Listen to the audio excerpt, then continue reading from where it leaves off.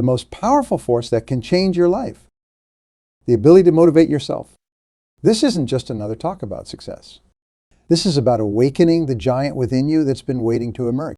Every single day I meet people who ask me the same question. How do I stay motivated? And I tell them something that often surprises them. Motivation isn't something that happens to you. It's something you create. It's like building a house. You need a solid foundation before you can build anything worthwhile. I remember talking to a young executive in Dallas. She was frustrated because she couldn't maintain her enthusiasm at work. She'd start each Monday full of energy, but by Wednesday, she'd feel drained. I asked her a simple question. What do you think about most of the time? She looked at me confused. My problem, she said, the things that aren't working. Right there. That's where most people get stuck. Your mind is like a garden. Whatever you plant will grow. If you plant thoughts of problems and limitations, guess what you will harvest? It's more problems and limitations. But if you plant thoughts of possibilities and solutions, that's exactly what you will get. I've discovered after working with thousands of successful people, they all share one common trait. They think about what they want and how to get it most of the time. Not occasionally, not when they feel like it, most of the time. Take out your notebook right now. Write down what you spend most of your time thinking about. Be honest with yourself. This simple exercise has transformed countless lives because it shows you exactly where your mental energy is going. Most people don't realize that motivation comes from absolute clarity. When you are crystal clear about what you want, your brain automatically starts working on how to get it. It's like turning on a spotlight in a dark room. Suddenly you can see where you're going. I want you to try something right now. Close your eyes for a moment. Picture your ideal life 1 year from today. Make it vivid. What are you doing? Who are you with? How do you feel? The clearer this picture becomes, the more real it feels, the more motivated you will be to achieve it. This isn't just positive thinking. This is strategic thinking. Your brain is designed to solve problems and achieve goals, but it needs clear instructions. Vague goals produce vague results. Clear goals produce clear results. Here's what most people don't understand about motivation. It's not just about feeling good, it's about training your mind to focus on solutions instead of problems. Every successful person I've ever met has mastered this skill. They've learned to direct their mental energy toward what they want to achieve. Every morning when you wake up, you have a choice. You can focus on what's wrong in your life, or you can focus on what you're going to do to make things better. This simple choice determines your level of motivation for the entire day. I'm going to give you a formula that's transformed thousands of lives. It's called the 3P formula: purpose, planning, and performance. Your purpose is what drives you. Your planning organizes your actions. Your performance is what produces results. Start with your purpose. Why do you want what you want? The stronger your why, the easier the how becomes. When your purpose is clear, motivation follows naturally. It's like turning on an engine. Once it's running, it creates its own momentum. But here's where most people make a critical mistake. They wait to feel motivated before they take action. That's backward. Action creates motivation. Motion creates emotion. The more you do, the more you will want to do. The most successful people in the world have periods when they don't feel motivated. The difference is they take action anyway. They understand that motivation isn't just a feeling. It's a skill you develop through consistent practice. You know what's fascinating? When you start taking action, even small actions, your brain releases chemicals that make you feel more energized and positive. It's a self-reinforcing cycle. Action creates energy. Energy creates more action. And this brings us to the 7 fundamental pillars that form the foundation of lasting self-motivation. These pillars aren't just theories, they're proven principles that have worked for thousands of successful people. These 7 pillars I'm about to share with you have transformed the lives of countless individuals I've worked with over the years. I remember a CEO in Singapore who implemented these principles and doubled his company's revenue in just 18 months. But more importantly, he found a new sense of purpose and energy in his life. The first pillar is crystal clear purpose. You must know exactly what you want. I mean exactly. Vague goals produce vague results. When someone tells me, I want to be successful, I ask them, how will you know when you have achieved it? Be specific. Write it down. Put a deadline on it. Magic happens when you put a date next to your goal. I talked to a salesperson in Chicago last month. She told me she wanted to increase her sales. I asked her, by how much, by when? She thought for a moment and said 20% by December. Within a week of setting that specific target, she had already identified 3 new strategies to reach it. That's the power of clarity. The second pillar is taking 100% responsibility for your life. No excuses, no blame, no complaining. Every time you make an excuse, you give away your power of change. Every time you blame someone else, you become a victim. And victims never succeed. Successful people have a different vocabulary. They don't say, I can't, because they ask, how can I? This simple shift in language changes everything. It moves you from problem thinking to solution thinking. The third pillar is continuous learning. Your income rarely exceeds your personal development. I read for at least an hour every day. The average American watches 4 hours of television daily. Just by reading 1 hour a day, you will consume about 50 books a year, 1 book a week. In 5 years, you will have read more books in your field than 95% of your competitors. Fourth is action orientation. Knowledge isn't power, it's potential power. Action is power. I meet people all the time who know what to do, but don't do what they know. They're like a person sitting in a car with a full tank of gas, a clear destination, but never turning the key. The fifth pillar is persistence. People often overestimate what they can achieve in a year and underestimate what they can achieve in 5 years. Why? Because they give up too soon. Every successful person I've ever met has failed their way to the top. They just fail forward. I remember talking to a real estate agent in Toronto. She made 84 cold calls before getting her first listing. Most people quit after 10 or 20 calls. She didn't. Today, she's one of the top agents in her market. That's persistence. The sixth pillar is positive self-talk. Your mind believes what you tell it.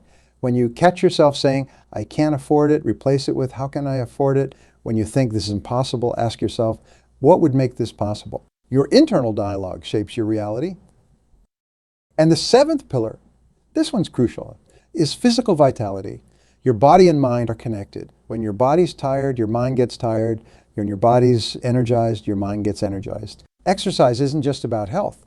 It's about success. It's about having the energy to pursue your dreams. You know what's interesting about these 7 pillars? They work together. Like the legs of a table, they support each other. Remove one, and the whole structure becomes unstable. But strengthen them all, and you become unstoppable. And this brings us to something equally important, your daily rituals. Because these pillars aren't just principles to understand. They're practices to live by. And the way you live them is through your daily habits. You know what's fascinating about success? It's not about the big decisions you make once in a while. It's about the small decisions you make every single day. I've studied successful people for over 4 decades, and I've discovered something remarkable. They all have powerful daily rituals. Your life like a bank account. Every day you are either making deposits or withdrawals in your success account. Your daily rituals are like automatic deposits that compound over time. Small actions repeated consistently create extraordinary results. I talked to a successful entrepreneur in New York last year. He told me something that stuck with me. He said, my success isn't because I am smarter or more talented. It's because I do certain things every single day that most people won't do in a month. Your morning routine is the most important hour of your day. It sets the tone for everything that follows. When you take control of your morning, you take control of your life. I want you to try something tomorrow morning. Wake up 30 minutes earlier than usual. I know you are thinking, but I need my sleep. Trust me on this. Those extra 30 minutes will transform your day. Here's exactly what to do. I feel terrific. I feel terrific. I feel terrific. Your mind believes what you tell it most persistently. Start your day with power and positivity. Then spend 10 minutes in quiet reflection. Just sit there and think about your goals. Visualize them as already accomplished. Feel the emotions of success. Your mind can't tell the difference between a vividly imagined event and a real one. Next, read something inspirational for 10 minutes. Feed your mind like you feed your body. You wouldn't start your day without breakfast, would you? Give your mind its breakfast too. After that, write down your top 3 goals for the day. Not 10 goals, not 5 goals. 3 goals. This creates focus. And remember what I always say, finally do some form of exercise. Even if it's just stretching or a short walk, get your blood flowing, get your heart pumping. Physical movement creates mental movement. I remember talking to a CEO in London. He was struggling with stress and overwhelm. I shared this morning routine with him. 6 months later, he called me. His productivity had doubled. His stress had halved, all from changing how he started his day. You must do these things every single day, not when you feel like it, not when it's convenient, every single day. Success is about consistency. It's about doing the right things over and over until they become automatic. Motivation isn't something that stays constant. It rises and falls like the tide, but your rituals keep you moving forward. Even when motivation is low, they're like guardrails on your road to success. Think about brushing your teeth. You don't wake up each morning and decide whether you feel motivated to brush your teeth. You just do it. It's a ritual. That's how these success practices need to become. When you follow these rituals consistently, you create what psychologists call a success spiral. Each small win builds confidence. Each small victory creates momentum. Before you know it, you are achieving things you never thought possible. But what happens when you face obstacles? Because you will face obstacles. Everyone does. That's where mental blocks come in. And that's exactly what we need to talk about next. You know what the biggest obstacle to success is? It's not lack of opportunity. It's not lack of education. It's not even lack of money. The biggest obstacle is right between your ears. It's those mental blocks that stop you before you even start. I remember speaking to a group of salespeople in Houston. One man stood up and said, "I want to double my income, but I'm afraid of rejection." I asked him a simple question. What's the worst thing that could happen if someone says no? He thought for a moment and smiled. He realized his fear was much bigger in his mind than in reality. Fear is nothing more than false evidence appearing real. Think about that. Most of the things you fear never happen. And the things that do happen are never as bad as you imagined. Your mind plays tricks on you. It's designed to keep you safe, to keep you in your comfort zone, but success lives outside your comfort zone. Every major breakthrough in your life will come when you are willing to feel uncomfortable. I talked to a woman in Melbourne last year. She had a great business idea, but kept putting it off. "I am waiting for the right time," she said. I told her something that changed her life. There is no right time. The right time is right now. 6 months later, she had started her business and was already turning a profit. Here's a technique I want you to use. I call it the what if technique. Every time you feel fear, ask yourself, what if I succeed? What if this works out better than I expected? What if this is the opportunity I've been waiting for? What if I fail? What if people laugh at me? What if I lose my money? But the quality of your life is determined by the quality of your questions. Take out your notebook right now. Write down your biggest fear.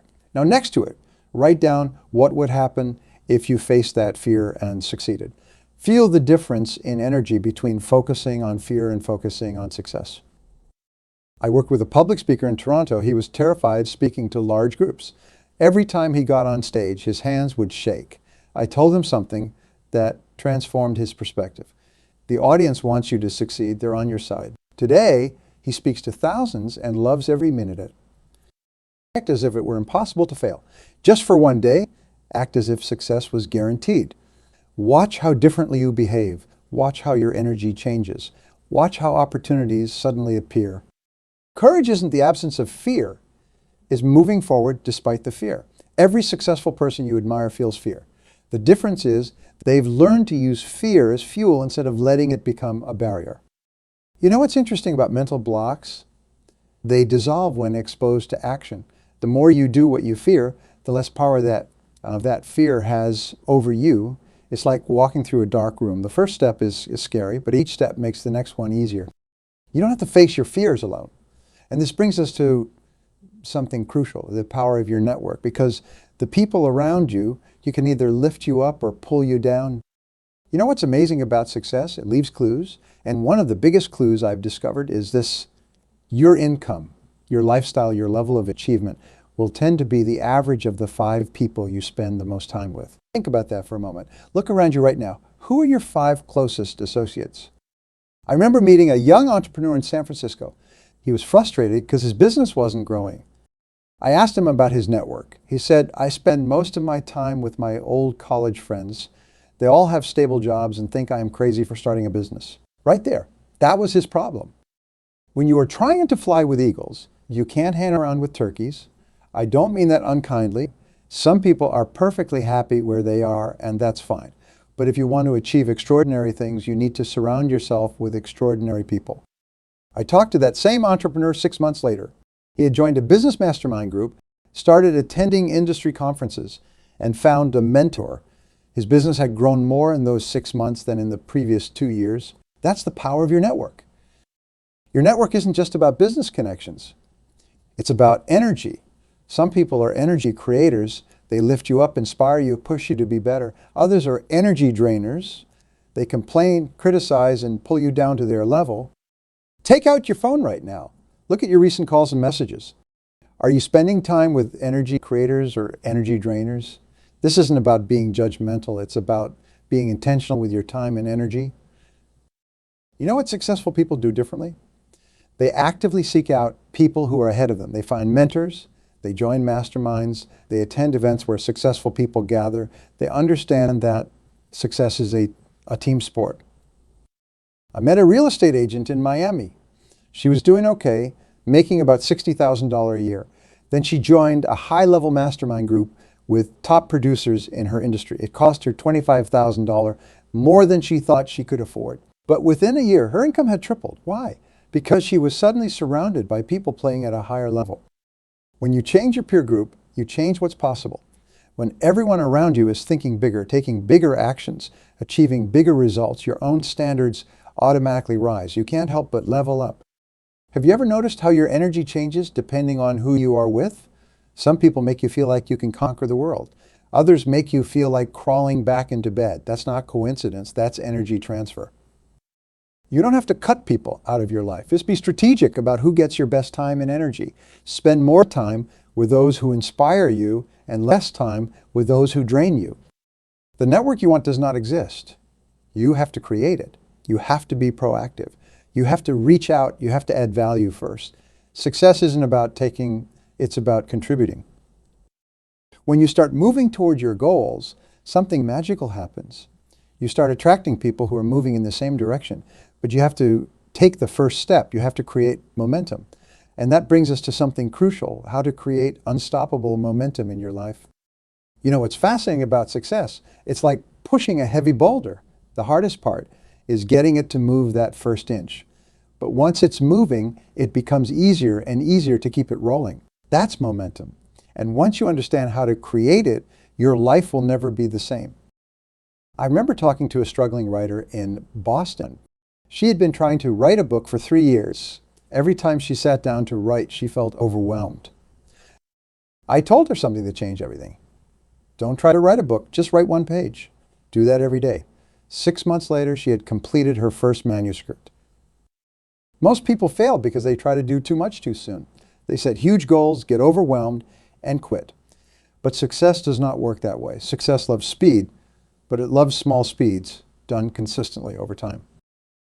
I call these success triggers small, achievable actions that, when completed, give you the confidence to do more. You can't control whether you will write a bestseller, but you can control whether you will write 1 page today. You can't control whether you will build $1 million business, but you can control whether you will make 5 sales calls today. I worked with a salesman in Atlanta who was terrified of cold calling. I told him, don't think about making 20 calls, just make 1 call. After you make that call, decide if you want to make another. He ended up making 15 calls that day. Why? Because success breeds success. Each small win created momentum for the next one. Motion creates emotion. The more you do, the more you will want to do. The more results you see, the more motivated you will become. But you have to take that first step, even if it's tiny. Take out your notebook. Write down your biggest goal. Now break it down into the smallest possible action you could take today. I mean, really small. If you want to get in shape, don't plan to work out for an hour. Plan to put on your running shoes.